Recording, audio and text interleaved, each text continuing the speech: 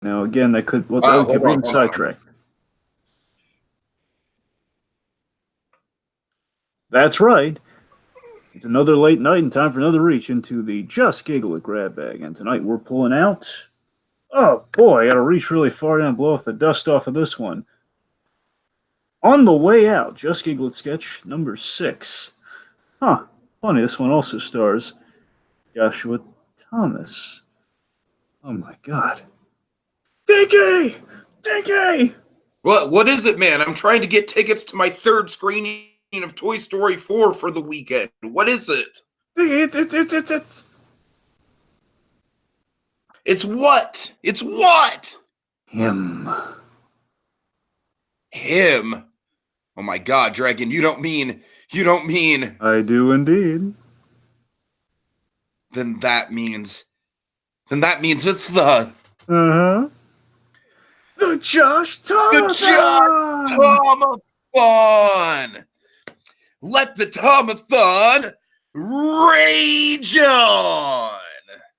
That's right, folks. We are commemorating one of the big J in JGI, if you will. We're here kind of doing our theme season on Joshua Thomas, the director-in-chief, the man of many hats. He may wear the face of the Joker, but of course he's really the Mad Hatter at heart. We're talking about him. This is kind of him to the animatronic on Pirates of the Caribbean, and that's he's got the he's got the stack of hats on his head, and he's got one foot on the rocky boat and one foot on the dock.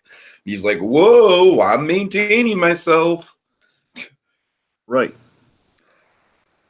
So that said, this is kind of our big, kind of our penultimate, and basically it's the last sketch we're covering for the month, but for the theme season. But it's going to pay off with our big Q&A with the man himself, which is either going to be this next week or the week after. It's either going to be the end. It's going to round up the end of this month, or it's going to be on the man's birthday week, which will be the following week. We're still hashing out those details because Josh Thomas is a busy guy. He's of course knee deep into some stuff, something that's forthcoming tomorrow, even one could say.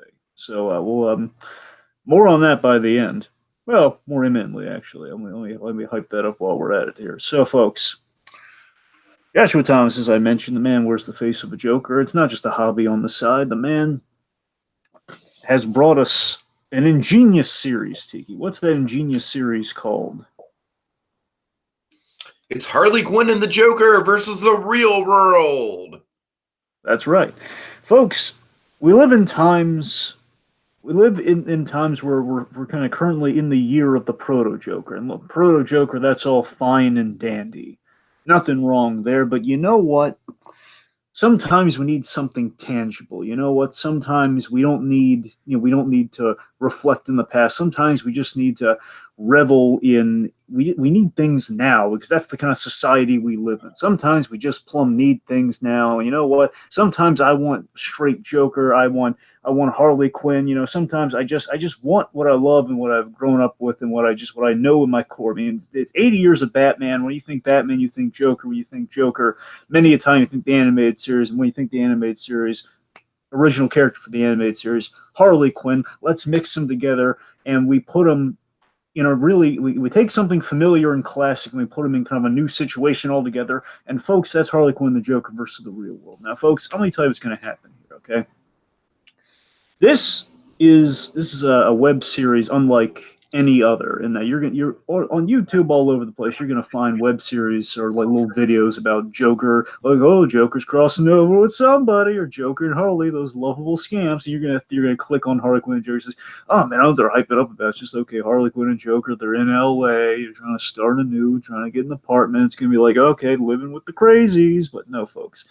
It's a lot more than that. There's substance for days with this show. And luckily, again, look no further. You're here for Just Giggle It. This excellent web series it's on the same channel. It's on JGI. You go there, you have laughs, and you have substance. And that substance is Harley Quinn the Joker, which also has laughs, but sometimes lethal laughs. A little bit of both. double the pleasure, as it were. Point being, folks, you're going to watch that show. You're going to watch episode 1. You're going to get hooked by the end. Don't deny it. You will. You're going to get hooked by the ending, of course, because the ending's that's the big hook. You're going to say, man, this guy playing the Joker sure shows some potential, but he's awfully good, and so is that Harley. And you're going to watch it. You're going to become enamored with it. You're going to be enjoying yourself by the end of it. You're going to become hooked. You're going to watch the rest of the episodes. You're going to get to episode 5, and you're going to say, oh my God, how does it get any better? Where's the next one? You're going to realize, Episode 5 is legitimately like a that short film unto itself. You're going to get to the end of 5, and you're going to have that same thought, like, I have to have more. There's more! And you're going to get there all the way there until the end of 5, and you're going to realize, where's episode 6? Is it over? Well, I'm here to tell you, alleviate your fears, dear viewer. It's not over. There are plans. There's more in there. There's more in the can. There's more for days. There are plans for more episodes. There's a lot out there, but right now, folks, episode 6 is in a can and waiting for release within the Josh Thomas Prince vault. Folks, I kid you not. Right now, we're at the halfway point. We need to get that video up to 1 million views to release it out of obscurity. We need to release it out of that vault. We're going to crack the safe. We're going to get that canister of Harley Quinn and Joker episode 6 film, and it's going to be there for all to see. And we don't even need to do all the work because it's in your hands, folks. You, dear viewer, hold the combination. You just got to share it. You got to get that view count up to 1 million. Because right now, folks, I'm going to tell you how close we are. We're at 500,000. Tomorrow, we're getting a trailer. Less than 24 hours from now, dear viewer, we're going to have a trailer. You're going to watch it. You're going to salivate a perfect world. You're going to watch it. People are going to watch it. They're going to... And you're going to watch our live stream reacting to They're going to watch it, either the links within our video, but hopefully the link within that trailer. They're going to rewatch episode 5 to familiarize themselves because they've been going out of their minds with 6. And, oh man, I got to refresh myself for episode 6. And of course, there's more than 1 million Just Giggle It subscribers. So I would hope that at least a portion of those guys, just 500,000 of those guys, would refresh themselves for episode 6, which ideally would get us to 6 in no time flat. Perfect world. We get episode 6, which of course, because it's episode 6, and believe me, folks, there's some. I have it on good authority. Episode 6 is going to be mind-bending. It's going to be awesome. You know this if you're on the Discord page. Believe me. Which is another thing you should probably invest in. Well, invest your time in. Just go in the. Hey, Dragon, I have two predictions that I want to give for the trailer. Yeah. Or not predictions, but things that I really want to see happen. Well, go on. One of them is tangible, and one of them is kind of a pipe dream. Which one would you like first? Why don't we do the pipe dream? Okay, the pipe dream is that at the very end of the trailer, we get a really dramatic shot of Harley and the Joker looking into Addison's apartment, and the Joker is just like, Harley? We're home. And then we get Nicole Dubois roaring like a Wookiee. Right. And the tangible one? That's a Force Awakens parody, of course. I gathered that, Tiki. It kind of went. It was going over my head there for a second, but I got it. So what's the tangible one? The tangible one, I just want a title for episode 6. That would be great. I feel like a title would be something to boost up the hype, especially if it's something where it's like, ooh, what does that mean? Well, hopefully that'll do the trick. But seriously, folks, episode 6 on the horizon. Show your support for Just Giggle right now, folks. Even for those ravenous Harley Quinn and Joker fans, I know there's a large portion of them. Again, while you're waiting, even because episode 6, the trailer of it, even I know it's gonna dazzle hopefully millions. Again, hopefully millions that will watch episode 5, so we get episode 6 in the first place. But the point being, folks, actually, the Just Giggle It, if you go to the store, like go to JustGiggleIt.com, they actually have a whole bunch of new merchandise that actually reflects Harley Quinn and the Joker. Actually, Tiki, I don't know if you're privy to this. I'm sure you're going to see this with the trailer. Harley Quinn and the Joker, they have a new logo, and they've been putting it on mugs and shirts and stuff. You know, it's kind of like more of like an elaborate kind of Versus-looking logo. It looks really nice. Got that. They got some new hats. They got some hats, some hoodies, stuff. But also they have some really cool kind of some deep cut stuff for the show, like the trigger word for the Joker. Which, folks, I'm not going to tell you what that trigger word is. You got to watch the show for that one. The fans will know what that means. But I mean, folks, they have like a shirt with this Joker and the trigger word. We have that. We have there's this really excellent one that kind of has. I think it's kind of a more cartoony version of our main cast, followed by the Hollywood, which is my favorite part of the shirt, by the way. Have like the Hollywood sign behind him. If only it had a ha ha ha on the top, it'd be perfect. But it's a good looking shirt. All the same. Point being, all this and more is on the Just Giggle It store. But anyway, so in all seriousness, though, folks, again, tomorrow we get a Harley Quinn Joker episode 6 trailer. We're halfway there. And you can help us get the other half there just by watching and sharing and just keeping good word of mouth. Just for being you, to quote a great man in a sweater vest. Anyway. Sorry, a great man in a sweater. Anyway. All that said, welcome to Fago Rain, by the way, who's joining us in the comments. And for anyone who just kind of feels Fago Rain. Fago Rain. Let the Fago rain. Oh, God. Rain strong. Okay, but seriously, I think we've gotten, with all of our plugs and such, we've gotten tremendously off point. Let's get back on point, because we're talking about Joshua Thomas, therefore, I guess... Dragon, I also want to plug the League of Legends RPG. Oh, my God. No, I'm just kidding. Anyway, so let's seriously talk about the man himself here, and one of the works that the man himself has kind of brought to us today here with On the Way Out. So so what did you think of this sketch, Tiki?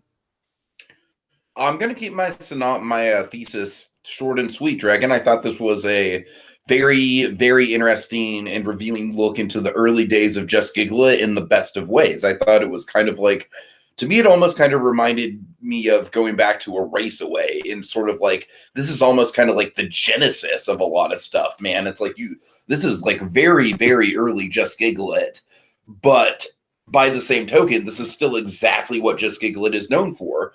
We've got a simple premise, which is a breakup, and it's escalated with the 2 weeks notice thing.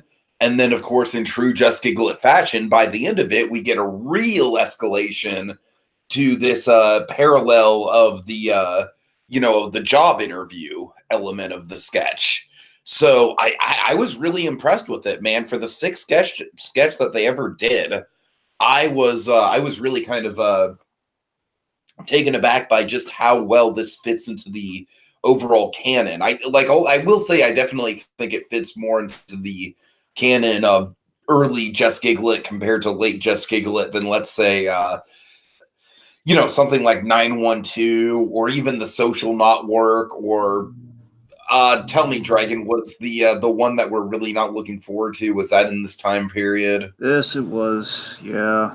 So, but that being said, I definitely think that I definitely think this is the best of early JGI. I really do. I would echo that sentiment. I really got a kick out of this. And I think we're ending. I think just by coincidence, because we did go into some of these blind folks. See, I've been meaning to get to On the Way Out for a while now. That's kind of what we use as kind of a big excuse for the Josh Thoma-thon here, where we wanted to cover some of the long-standing Joshua Thomas sketches that we just hadn't had an excuse to get to until this very point. I think we hadn't by sheer coincidence we ended strong on this one. Mm-hmm.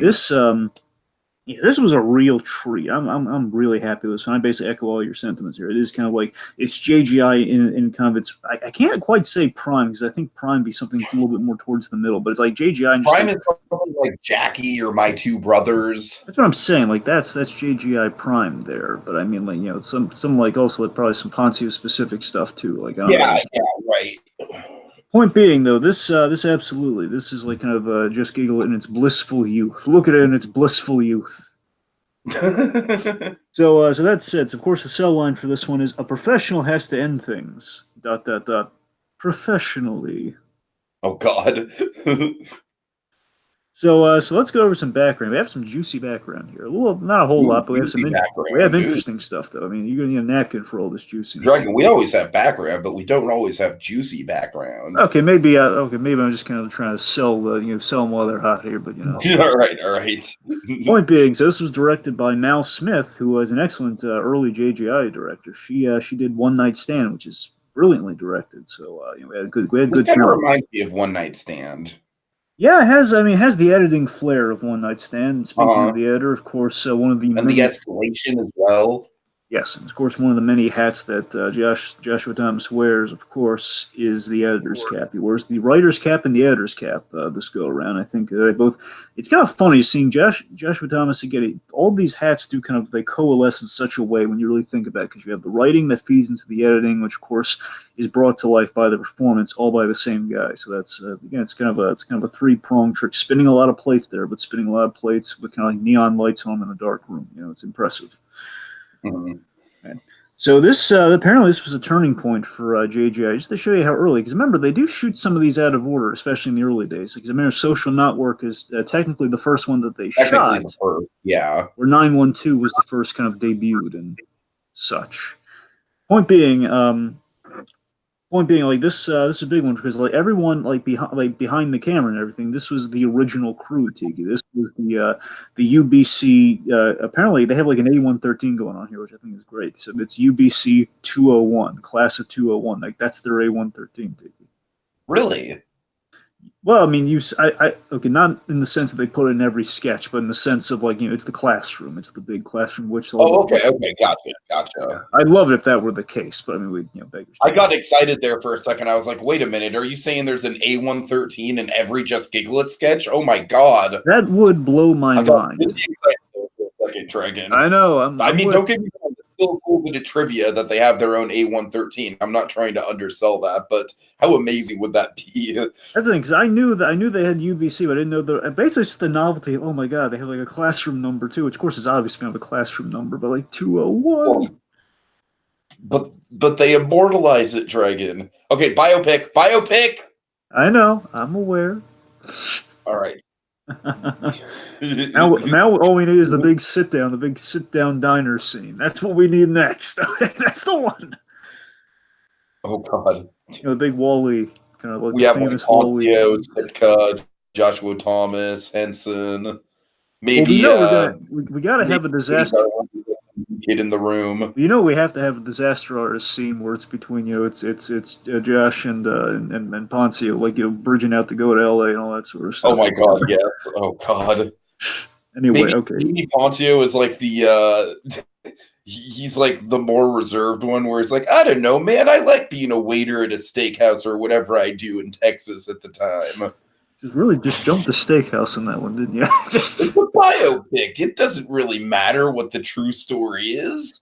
All right. Okay, getting back on point here, though. So again, the essentially the entire. Now I'm picturing a scene where Poncio is waiting people at a steakhouse, and he's like trying to tell jokes, and they're just not going over well. And he's like, "Man, this really isn't my audience." Like like the Master of the Sky scene, only better.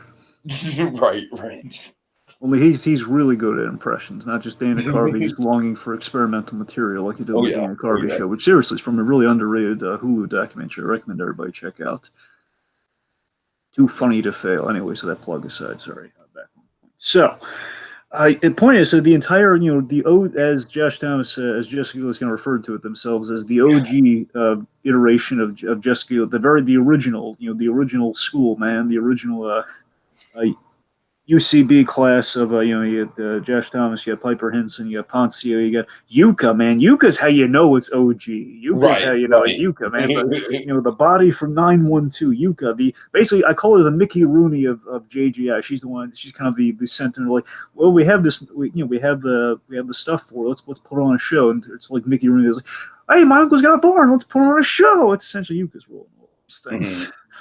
You have Yuka, you have Brian Wiley, the great director Brian Wiley, kind of the Twilight Zone parody go-to at Brian Wiley. And also Allison Lindsay, who plays the friend in this. So she was amongst the ranks. Some we don't really hear about that much. Okay, point being, the whole shebang of the UCB guys, released on set or working behind the scenes, or working in some capacity on this. And of course, our one of our lead actresses in this as well. So she was also Hensley.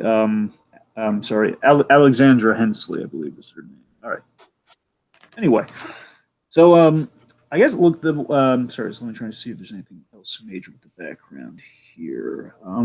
Oh yes, there are a lot of great outtakes for this, a lot of great improv. So I'll point them out when we get to those scenes. But there are a lot of really great improvisations and outtakes that were didn't quite make the final cut, but they were hysterical. All right. I mean, I can tell you the only thing thesis-wise I want to get in here. I mean, the one thing I do want to bring up with my line of thought on this is that do you remember when Family Guy used to be good? And you remember, I know it's thinking a long ways back. Do you remember when Family Guy was good way back when? And I couldn't help. It's not as long ago as when The Simpsons used to be good, Dragon. So yes, I remember.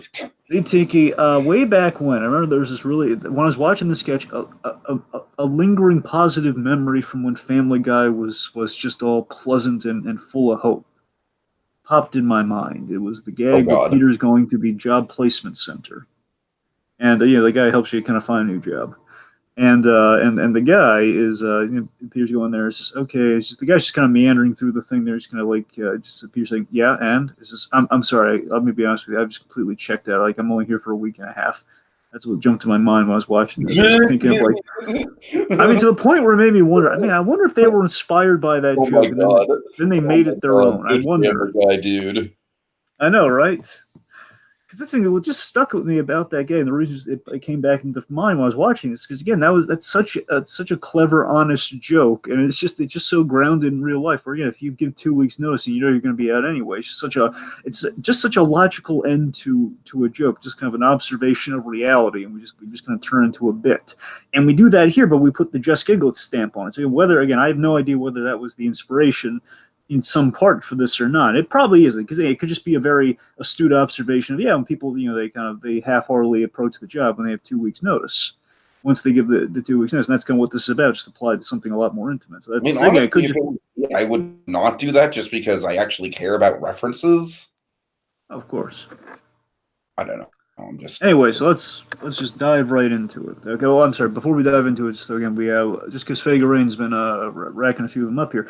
Of course, folks. Again, we're doing the big Q&A with Josh Thomas. So by all means, leave your questions here on the Discord page, and we will we'll mark them down. We'll read them live. We'll shout you out. And also in regards to the merchandise stuff, Fagarain, I know she's been very vocal about this on the Discord, kind of calling out here. Hey, buddies, I'm wearing my merch. The great quality really great quality at amazing prices, in reference to the JGI merch from the website. Because Dragon, I feel like we've kind of like leveled up in podcasting now that we're officially like plugging merch. It's not our merch, Dragon, but we're plugging it. Heck no. Merch, what a foreign concept. All right. Okay, so let's dive into it. So here's something. We have the age-old search bar here, typing in "on the way out." So honestly, Dragon, little bit of a nitpick, tiny nitpick. All right, it's the tiniest nitpick, but I think the search should have been 2 weeks notice. I agree with you on that. I agree. Yeah. I mean, again, it doesn't affect the actual quality of the sketch at all. I just think it would have been a little more relevant. Yeah. All right. So we have just an ominous day one on the screen. We have no idea what day one's in reference to. Things, man. This is what really drives the sketch. Yeah. There's really good editing here with use the boom day one, boom day two, as that just kind of pops up. So we have a couple looking very domesticated in bed here. We have Kurt and we have Jane. Jane played by Alexandra Hensley, who I think did an amazing job in the sketch, by the way, because we don't see her that often. I really like her, yeah. And that's the bit of background I was kind of scrambling for, Tiki. Here's the big thing for her. She was supposed to have a bigger role in JGI. I don't know if it's entirely like a Brianna Oppenheimer situation. I mean, I assume so. Best of JGI? I'm saying JGI this currently has like 4. Best is. Yeah. Oh, okay. Good. I'm sorry. Go ahead. Anyway, point being, she was going to be one of the probably one of the original kind of recurring players. I'd imagine she'd be kind of on a Sitka level in terms of appearance, perhaps, possibly. And of course, like now we're just kind of down to kind of like 4 really talented people, kind of 4 versus kind of like the whole allegiance of JGI we did in the old days here. So I'm assuming maybe it went the route of Oppenheimer, where she's got other work, and it's just pretty much. The way I see it is that JGI is like a way more professional version of what Channel Awesome thought they had. Pretty much.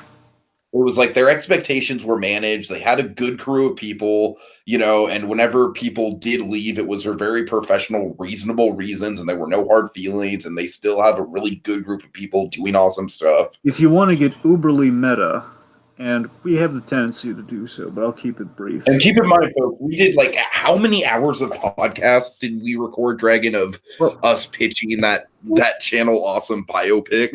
We did many hours, and I still argue we should have just made the third one just one really long one, because now it's like 4 parts with kind of an epilogue that's still an ending before it's an epilogue. God. But it's we kind of went the end game approach for the channel awesome biopic. If you really want to look at that, it's point being, like, yeah, many let's see, at least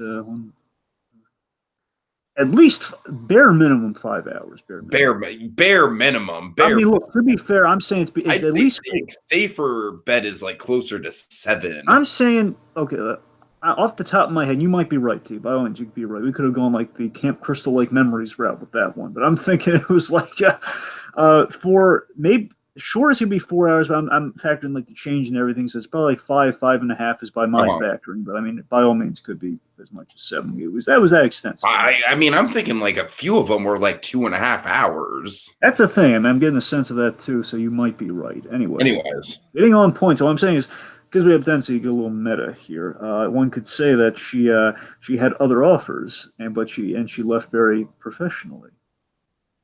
Alexandra Hensley. Oh shit. Oh boy. Actually, she did a podcast. It all together. Actually, she used to do a podcast with Josh Thoma-thon. I believe that's how they kind of were first acquainted. So that's how that was kind of her in. This podcast to do it when we're really desperate for JGI material, like podcasts that JGI people have been in. Let's recap the High School Musical podcast that Katie Garland did on our channel. Oh god. Anyway, all right. And then Tiki said this thing. Then they went to a really meta direction on this thing. Anyway, they're mentioning upside down Poncio like left and right, and they have this ridiculous running gag of Poncio. Anyway, obligatory Poncio cameo, even when he's not in the episode at all. Well, he's behind the scenes, so I guess he was there. Anyway, so okay, so the point is, our couple in bed here. We have a businesswoman on Bluetooth, kind of like handling business here, and of course, her dialogue, of course, is very synonymous with the theme of the whole piece here. Where she's saying, "I'm breaking it." Basically, she's breaking it off with the client. Look, I want to leave on good terms because that's how I do business. So we have this just again, really kind of really great domestic. Basically, the view we have before us here, really kind of domesticated. I'm sorry, Kurt is just like. Yeah, basically, just kind of very domesticated Josh Thomas here, just kind of like reading through stuff here. He's like, as long as he's reading his little book while she's doing business. Yeah. Dragon, you can hear me? Yeah, I can hear you. Okay, sorry. A little bit of a delay, I think. Anyway, so this is okay. So I want to leave on good terms because that's how I do business. And Josh is asking. Kurt is asking. My cousin Grace is having her bat mitzvah in Israel. Do you want to go? It's in 6 months.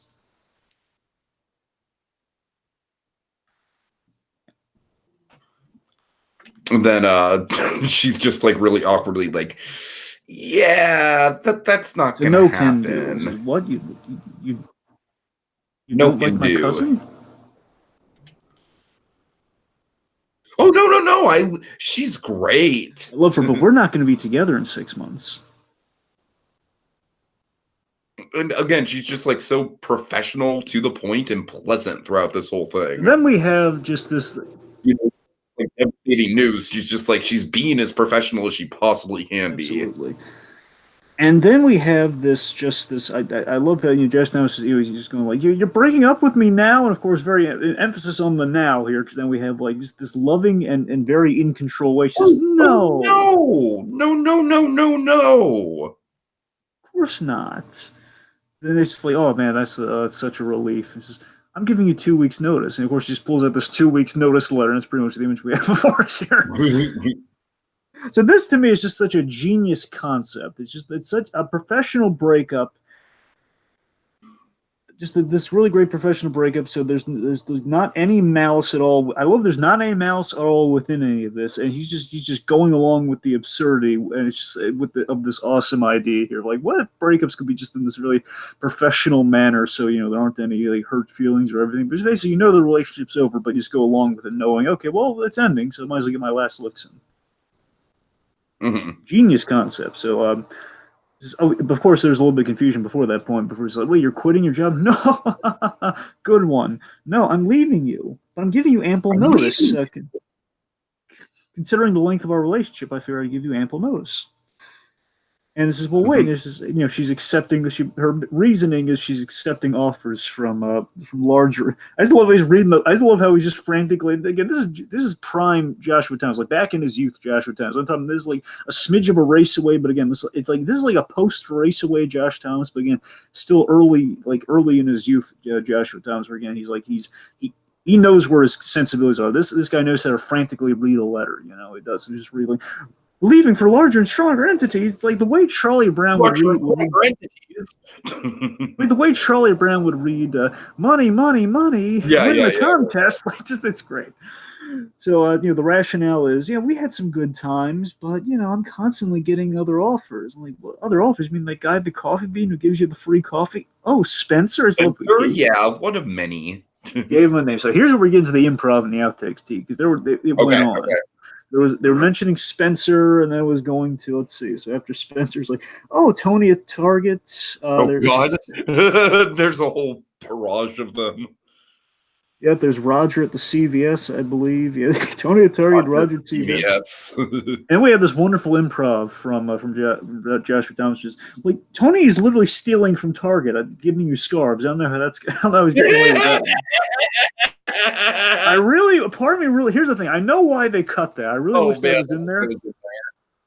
I wish it was there, but we got to set up Spencer for the payoff. That's why they focused only on Spencer. Right? That's why they had to do that. Yeah, that's true. That's a good point. Yeah. But it's hilarious, though. Oh, man. That's a great improv, though. There is. I just love how she's just firing from the hip here. Says, "Oh, Spencer, yes, one of many." Just the way she, again, this Hensley woman, she's so, I don't know, man. I'm kind of in love with her performance at first sight here. Just, yes, one of many. Like, her timing is flawless. Again, you get a sense these two recorded a podcast for so long, so they have such a great rapport. Mm-hmm. So let's see. So they have 2 weeks. Like we're still a couple. Yes. But I'm on my way out. So I love how she does give the forewarning, on my way out. Just works it in there. But still the girlfriend. Of course, he's like, well, I guess there's no sex tonight. And he goes for the tissue, the tissue gags. Oh, no.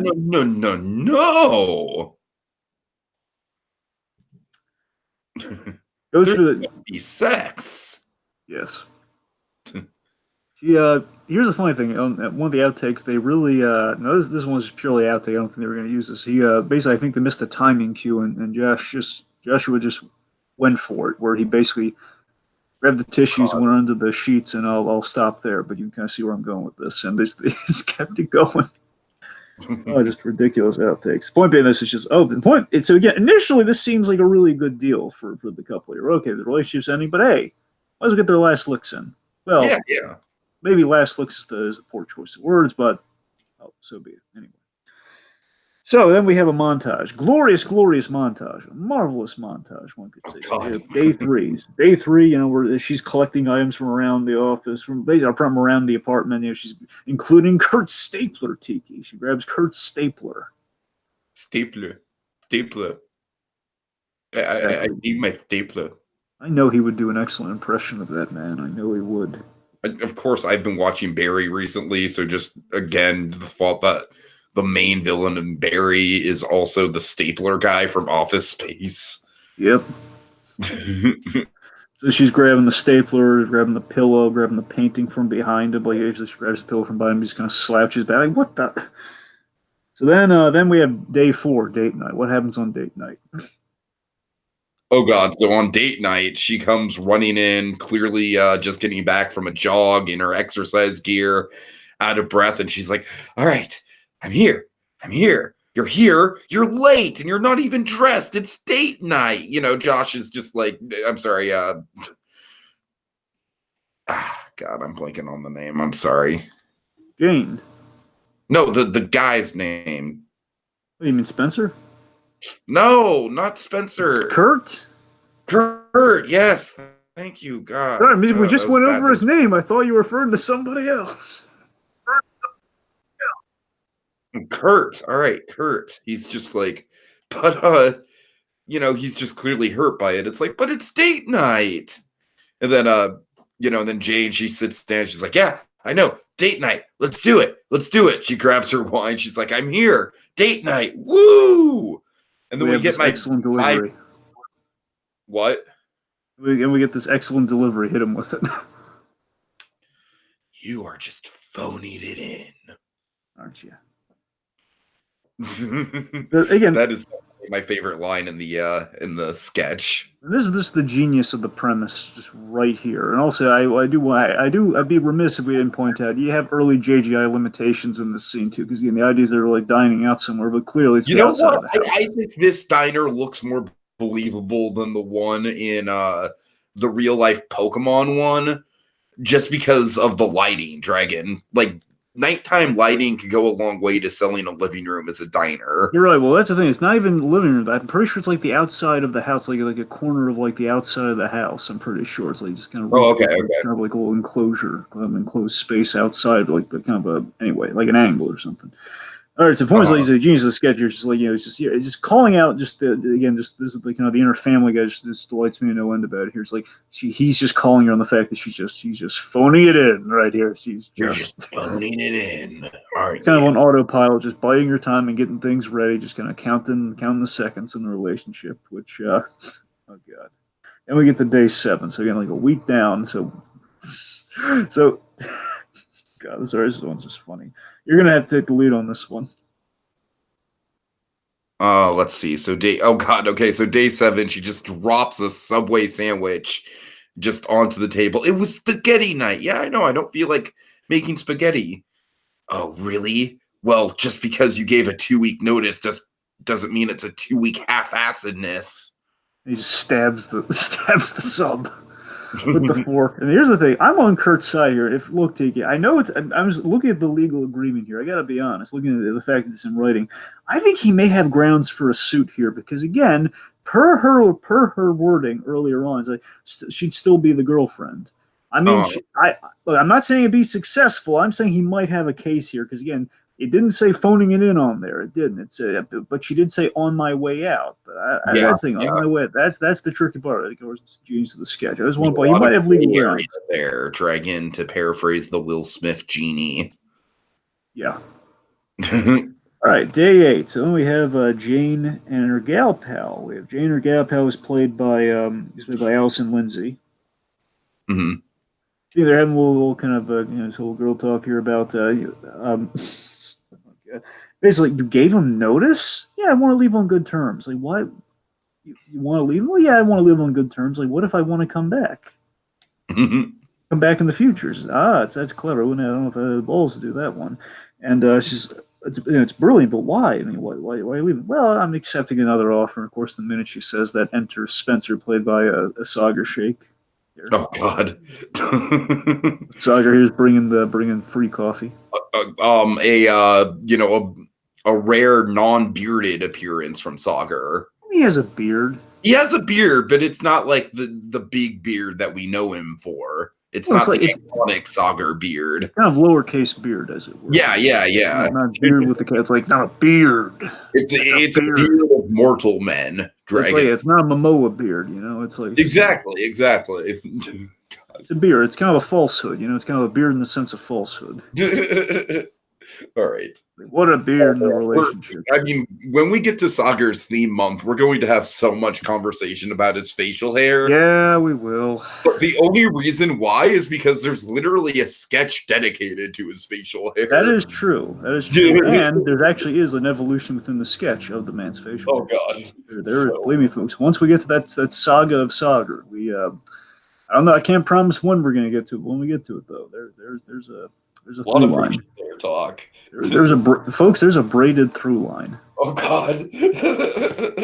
Anyway, braided through lines aside. So she's asking, "Oh man, I'm surprised he's cool with it. Is he?" He says, "Yeah, he's being really professional about it." Cut to Kurt showing the new girl around, played by Piper Henson, showing her around the place, and then we reveal not only is she a new girl, Tiki, who is she? She is Jane 2. And The there was an sequel. excellent improv that was cut out of that too, by the way. So Jane 2 shows up, and the question was, oh god, I'm sorry, it's just so funny. It's the way Piper Henson delivers. It's like, so Jane is well, basically. Jane 1 is asking, so Jane as well, or like no, her last name is 2. Oh god, Or something like that. Jane yeah, 2. Jane 2. Oh god. So this is what Jesse Pinkman should have done. He should have just found another girl named Jane. Actually, one of the comedians I saw at a comedy festival in Petaluma last year was Irene 2. So I am not, I have, it is possible to have the last name of 2. Anyways. Well, of course, we have the whole Tui family. If you want to look at a great biopic, get it? Because 2 sounds like Tui. There's Banjo 2E. Yep. All right. Now we're anyways. Okay, so sequel talk aside here. So we reveal Piper Henson's playing Jane 2 here, and Jane 2 is Jane's replacement, which is this to me is clever revenge on Kurt's part here, which I appreciate so much. It's like, yeah, she's jerking him around on the arrangement. You know what? He's jerking her back here. Where it's like, she and here's the kicker. I love this so much. He wants the original Jane to train her replacement, as you tend to do when someone's leaving the job. Right. Yeah. Makes so much sense. This is the Just Giggle. Already we have the gag and we have it just kind of playing out and we're just committing to it already. And this is where we up the dial more and more and more and just till we break it off. Just classic Just Giggle style. Okay. This is the mark of just the this is the mark of what you don't get in all other comedy sketches. This is the Just Giggle patented formula in effect, and just doing the trick like no other. So Nick says, "Okay, I need you to kind of train on the cooking, the cleaning, that thing you do with your tongue, And then Piper Henson just chimes in like, "Oh, it's really tricky. Yeah, we've tried." Very eager and very lovey-dovey, right in Jane 1's face, literally in Jane 1's face, given how that shot kind of plays off. This was, oh yeah, she plays piano. Oh yeah, I've always wanted a Jane who plays piano. I mean, that's one thing you can't train her for, right? Where's the piano? It basically just like this bad impression of Jane. Says, "Where's the piano?" Just ridiculous. And we hear this piano music kind of transition us to day 14, the last day. Oh god. All right, so yeah, it's the last day. She's saying that she's going to miss the place, and she admits she's going to miss him too. And then, she's like, "But Jane 2 is great. You're going to like Jane 2. Jane 2 is no you." And then she's just like, "Oh, be easy on Jane 2. It's, she just finished training." Yep. And then Dragon, Joshua Thomas breaks down, and he goes for the Emmy here. He's like, "Jane, don't do this, okay? Stay with me. I love you. When you started this, I thought you were bluffing me. I should have called you on it, but I went along with it." And then she's just like, it doesn't take. She's just like, "No, I'm sorry, Kirk, but this is the end. Goodbye." And we have dramatic music. Kurt is taking it all in. And then, what happens, Dragon?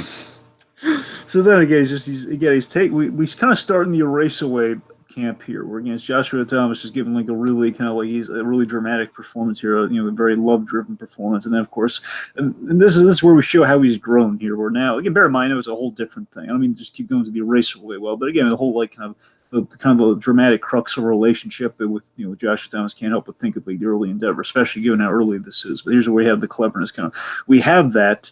And then we pull the rug out. We pull the rug out from under, and our guy slips on the proverbial banana peel of comedy here. Where then it's like, okay, Oh, you know what? He just completely just all the professionalism just goes away right now. He just goes from very professional to just utter pettiness, just petulance and pettiness. He's just, you know what? You're fired. I mean, here's my favorite. I just love. He says, "You're fired," but then he realizes, oh wait, it's not an actual job. Yeah, I broke up. Taking the whole job thing so seriously and catches himself on it.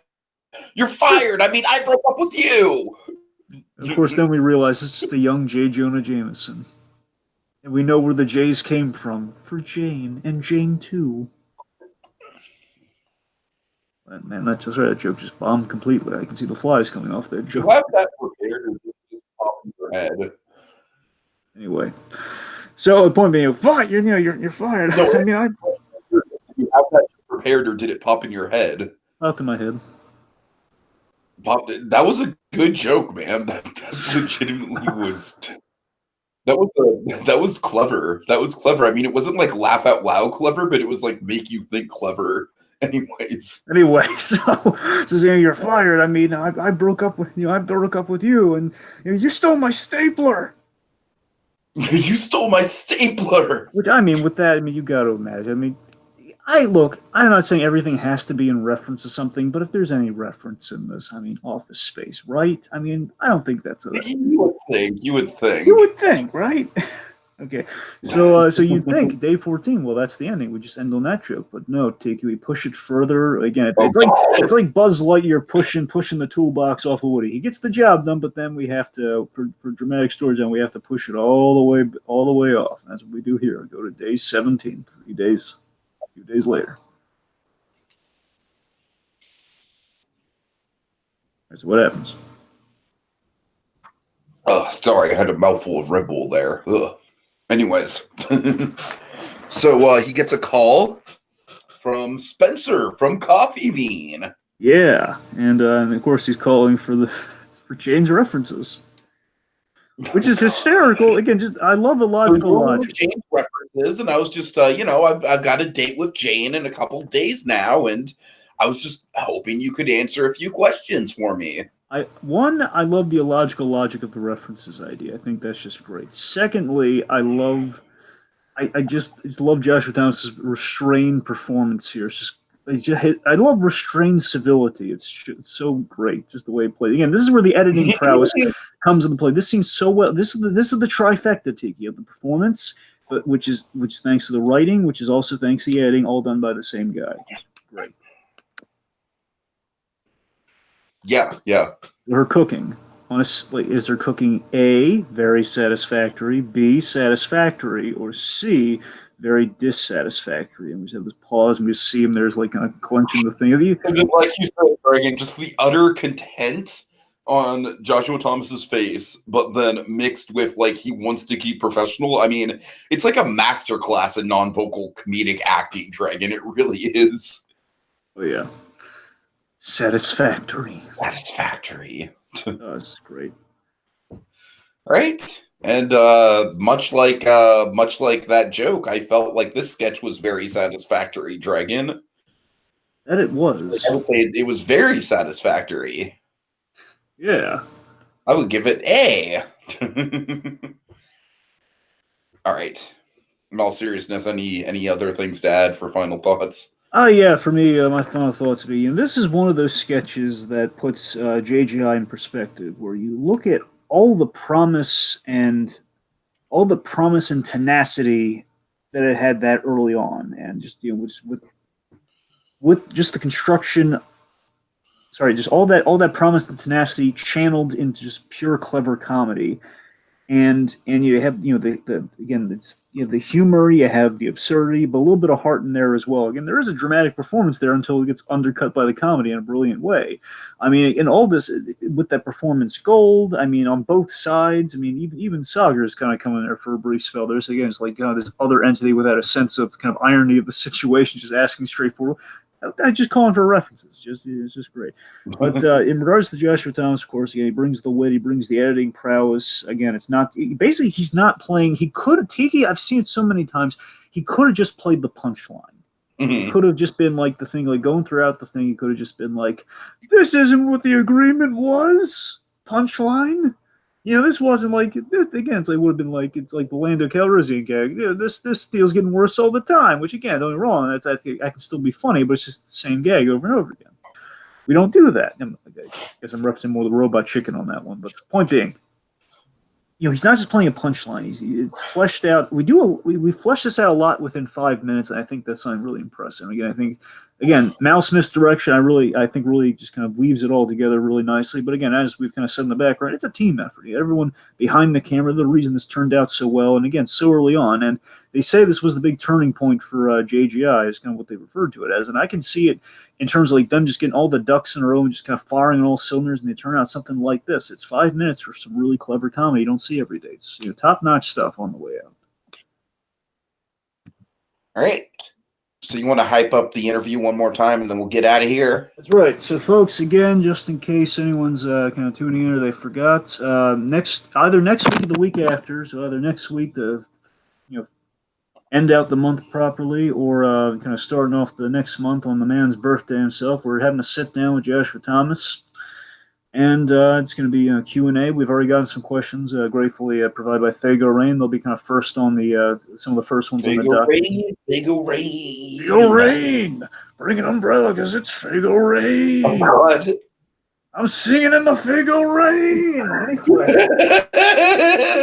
Gene Kelly. Oh, man. Oh, Jesus. Sorry, I was just going to channel a little bit of Leroy Jenkins from Barry there. Anyway, so Leroy Jenkins. Gene Kelly. Wow. Anyway. All right. It's getting really off the rails here.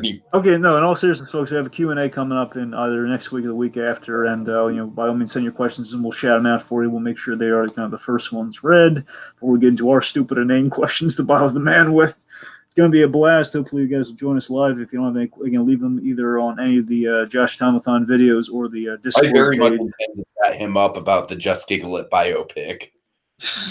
Yep. I legitimately want to know his thoughts about working in, I don't care how true it is. Just the idea of Poncio, telling jokes at a steakhouse in Texas just feels like something that's so biopic-y. Oh, God, it's...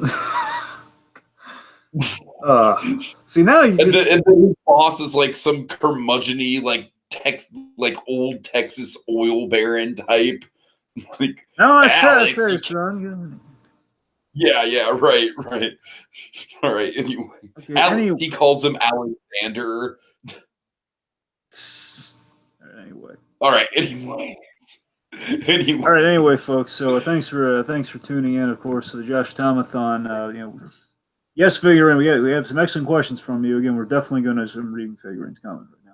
Figurine, don't you worry. We're going to be your questions are excellent. We're going to be reading them kind of first out of the gates, outside kind of usual, just kind of hey, welcome sort of questions. We're going to be reading those off, spin them throughout the conversation. It'll be kind of first on top of the pre-written questions. We'll be asking, of course, if anyone's just not out there, but going to have some live questions, hopefully, as well. So again, we'll be throwing a whole lot at them, man. There, hopefully, we'll drive them nuts with these steak reviews. The Just Giggle It channel, right? Do we still have that? Do we have to sort it out? Well, if all goes accordingly, we'll be on Just Giggle It the channel. But basically, everything seems like. Then I will make a video on this channel announcing it and linking it up so you guys know where to find it. Well, anyway, once we know which week we're operating at, folks, you'll definitely know where it's happening at. Anyway, this brings Twitter as well. So. And so this is the end of the kind of the sketch portion of the Josh Thoma-thon. Next step, we're going to confront the man himself. We're going to grab the bull by the horns and hope it doesn't end up at a fictional steakhouse where Poncio's working. All right. Take care, folks. Till next excellent reach into the Just Giggle It grab bag. You're just phoning it in, aren't you?